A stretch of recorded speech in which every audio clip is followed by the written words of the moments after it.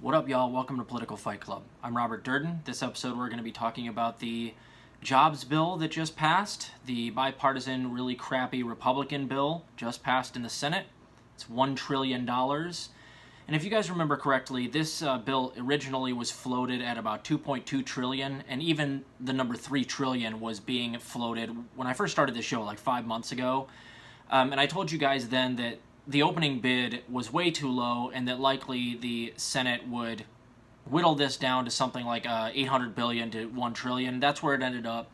And basically now it doesn't create any jobs. It's privatizing, basically filling our potholes and fixing our bridges with, we're basically going to be filling our potholes with cornstarch.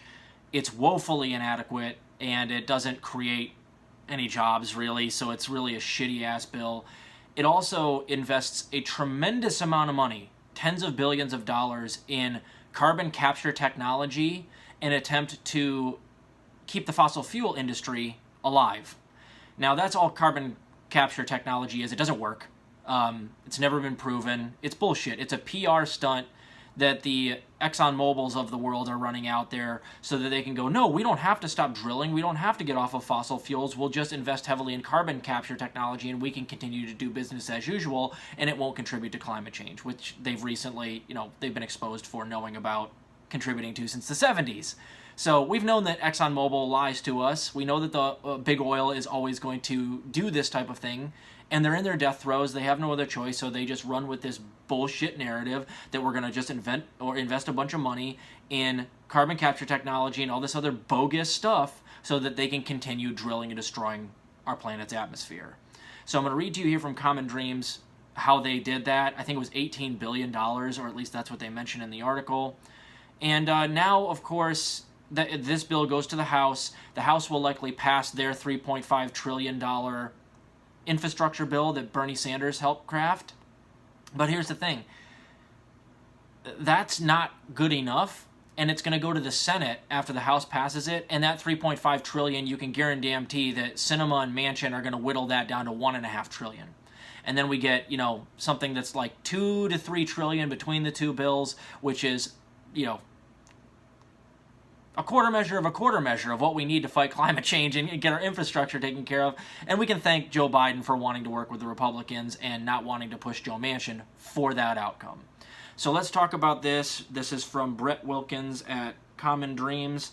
As the U.S. Senate voted Tuesday to approve a $1 trillion bipartisan infrastructure bill, progressive lawmakers and advocacy groups denounced the measure for funding, quote, false solutions to the climate emergency, while underscoring that what they say is the critical need for filibuster-proof reconciliation package that centers human needs, including bold climate action. So what they're saying is, listen, this bill doesn't do anything for climate change.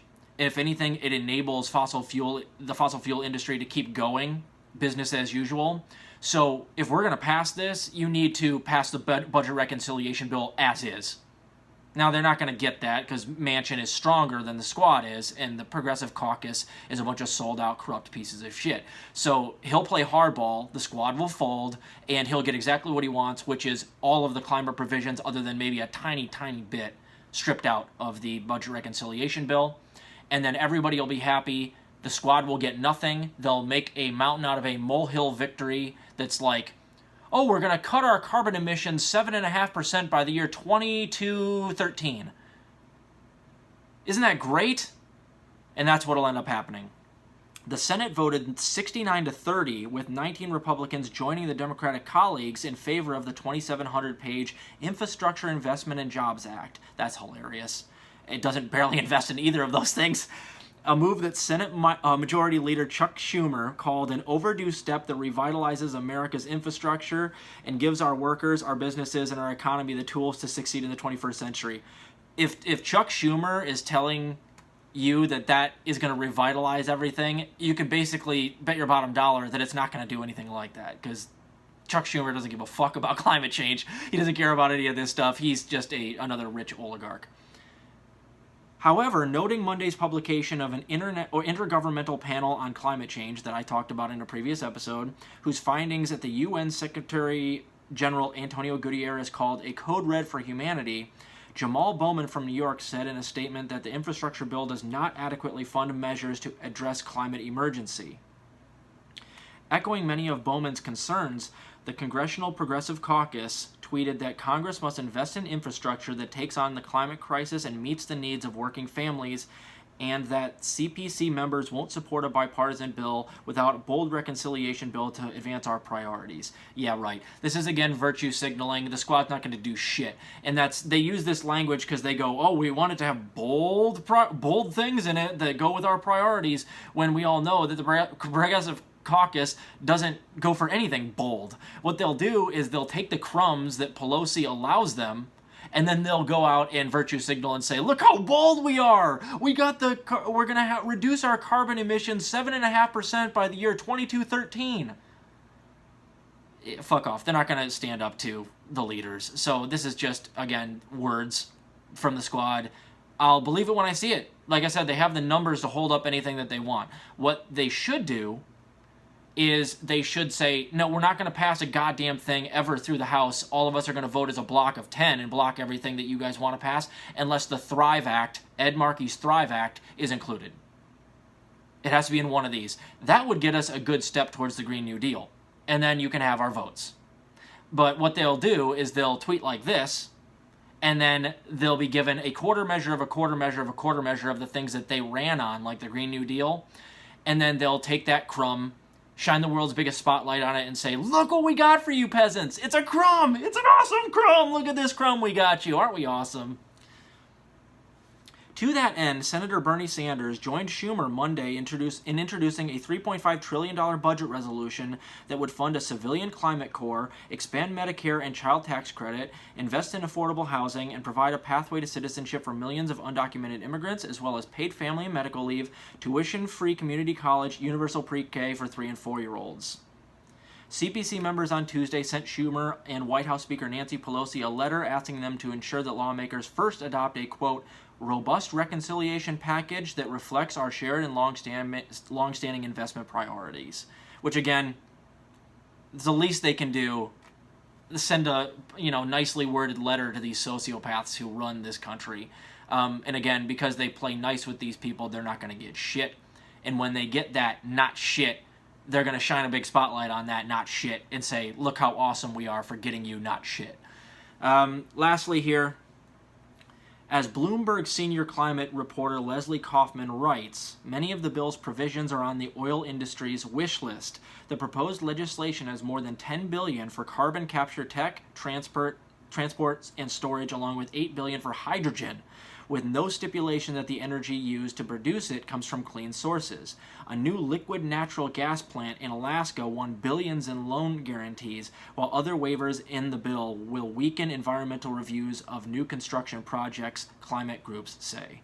So they're just giving a whole bunch of money away to the tune of tens of billions for carbon capture technology and hydrogen capture technology, which doesn't work. Again, this is all PR. It allows them, at the ExxonMobil lobbyists, to go out there and say, look, no, we can keep doing what we're doing. We don't have to get off of fossil fuels. We've invested tons of money in carbon capture, so we'll just keep creating, ozone depleting gases, and we'll just build more of these carbon capture factories or whatever they are, and it will be just fine. And it doesn't work, and we already know that these people lie to us. So why does this happen? We already know. Joe Manchin, Kyrsten Sinema, all these other House Democrats are in the pockets of the ExxonMobils of the world. The big oil has been paying them via donations and favors. We already know this. That ExxonMobil lobbyist was caught on camera 3 weeks ago admitting that they have Joe Manchin in their pocket. And he's not, unique in any way. All of the centrist Democrats are bought and paid for by these huge lobbying groups. So they're not going to pass anything. So what's going to happen here is this will likely stay more or less how it is. The reconciliation package will pass how it is in the House, and it will go to the Senate, where it'll be absolutely ripped to shreds by Joe Manchin and Kyrsten Sinema.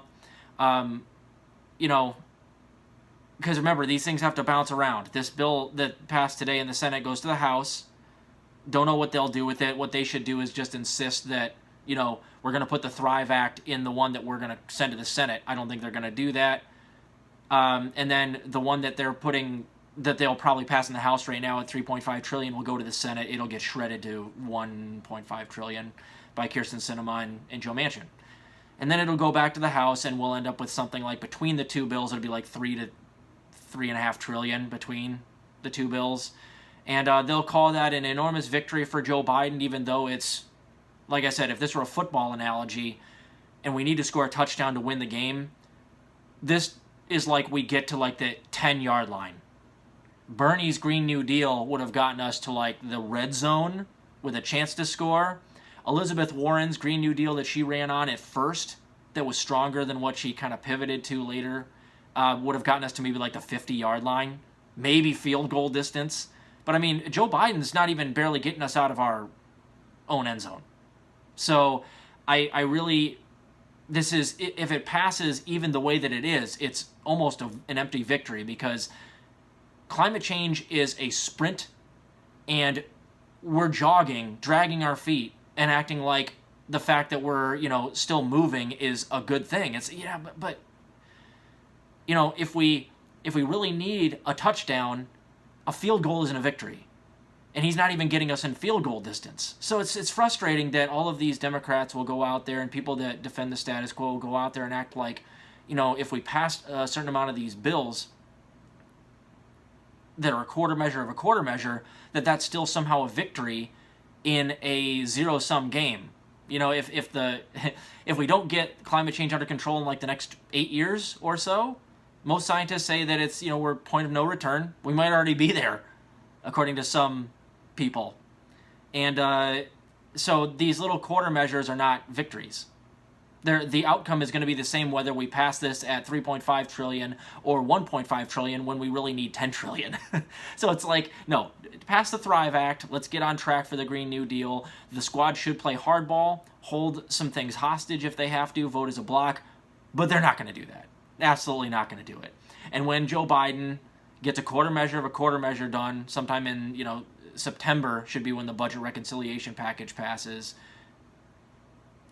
they'll do a victory lap like they just saved the world, even though the world will be burning around us, and it will really continue to burn unless we do 5 times what they just got done. So I hate to be the bringer of bad news, but something did pass.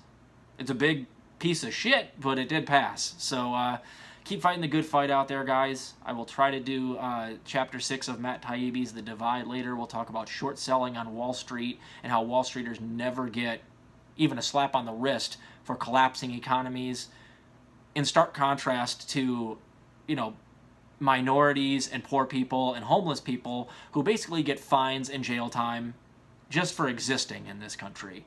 So we'll talk about that later. Keep fighting the good fight out there. I'll talk to you later.